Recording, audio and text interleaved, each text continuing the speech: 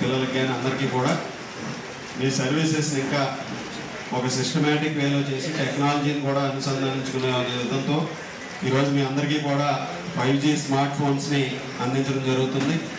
ఇది ఒక్కొక్క ఫోన్ ఖరీదు కూడా 12,500 రూపాయలు. మన నియోజకవర్గంలో దాదాపు 250 ఫోన్లు మీ అందరికీ కూడా అందించడం జరుగుతుంది.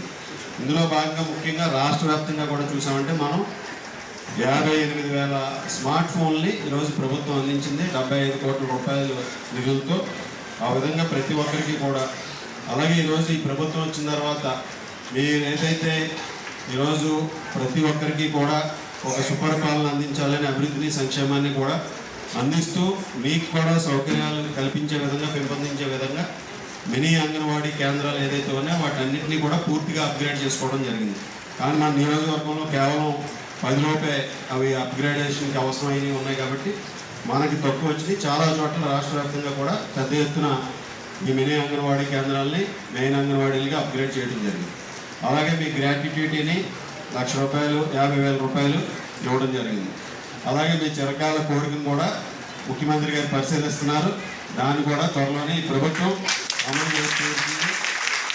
ఈరోజు దాన్ని మీరందరూ కూడా ప్రతి ఒక్కరికి కూడా అంగన్వాడీలు ఇంకా బాగా మీరు సేవలు అందించాలని, మీ సేవలను వేగవంతం చేయాలని సంకల్పంతో మన ప్రభుత్వం వచ్చిన తర్వాత మీకు అక్కడ ఉన్నటువంటి డ్రింకింగ్ వాటర్ కానీ టాయిలెట్ ఫెసిలిటీస్ కానీ అన్నింటినీ కూడా ఇంప్రూవ్ చేసాం. ఇంకా ఎక్కడైనా మీ అంగన్వాడీ సెంటర్లో లేకపోయినా మాకు తెలియజేస్తే దాన్ని కూడా చేయడం జరుగుతుంది. ఆ విధంగా అంగన్వాడీ కార్యకర్తలు, అంగన్వాడీ టీచర్స్, హెల్పర్స్ మీ సమస్యలు పరిష్కారానికి మన ముఖ్యమంత్రి చంద్రబాబు నాయుడు గారు, ఉప ముఖ్యమంత్రి వర్యులు పవన్ కళ్యాణ్ గారి, అలాగే లోకేష్ గారి నాయకత్వంలో ఈ ప్రభుత్వం కట్టుబడి ఉంది.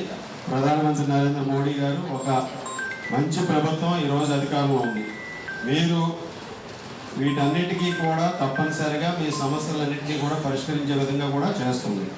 గతంలో మీ జీతాలు పెరిగినాయి అంటే అప్పుడు చంద్రబాబు నాయుడు గారు ముఖ్యమంత్రిగా ఉన్నప్పుడు మాత్రమే పెరిగినాయి. గత ప్రభుత్వంలో మీరు దాదాపు 50 రోజుల పైగా ధర్నాలు చేసే పరిస్థితి వచ్చింది. మేమందరం కూడా మీ టెంట్ల దగ్గరికి వచ్చి మీకు సంఘీభావం ప్రకటించాం. అవన్నీ కూడా గుర్తున్నాయి. తప్పనిసరిగా మరలా ముఖ్యమంత్రి గారి దృష్టిలో పెడతాం. ఈరోజు మనందరం కూడా కలిసి మన నియోజకవర్గంలో ఉన్నటువంటి అంగన్వాడీ కేంద్రాల్లో మీ అందరూ కూడా మరింత సేవల్ని మరింత బాగా అందించి ప్రతి ఒక్కరికి కూడా, అంటే పిల్లలు ఈరోజు మన అంగన్వాడీ కేంద్రాల్లో పిల్లలను తీసుకొస్తున్నప్పుడు మీరు తల్లులు లాంటి వారి సంరక్షణ బాధ్యత మనది.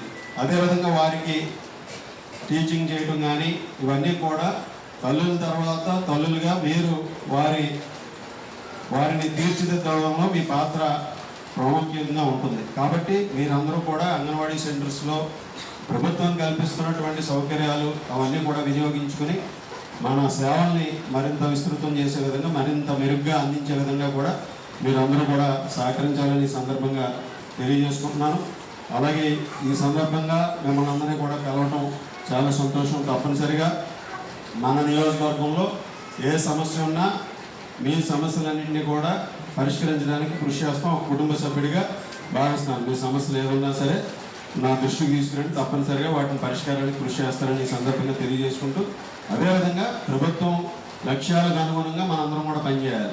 ఈరోజు ప్రభుత్వానికి పేరు రావాలి, అలాగే ఇక్కడ స్థానికంగా శాసనసభ్యులుగా నాకు, అదేవిధంగా మీరు అందించేటువంటి సేవల ద్వారా ఆ గుర్తింపు రావాలి ప్రజల్లో. ఆ విధంగా మనందరం కూడా కలిసి సమన్వయంతో పనిచేసి ప్రభుత్వానికి, ముఖ్యమంత్రి గారికి, ప్రధానమంత్రి గారి, ఉప ముఖ్యమంత్రి వారికి అందరికీ కూడా మంచి పేరు తీసుకొచ్చే విధంగా కూడా కృషి చేద్దామని ఈ సందర్భంగా తెలియజేసుకుంటూ అందరికీ ధన్యవాదాలు తెలియజేసుకుంటాం. Local to global news at your finger tips. మీ చేతిలో ఒక ఆయుధం. Download raw TV app. Media legend Ravi Prakash is back.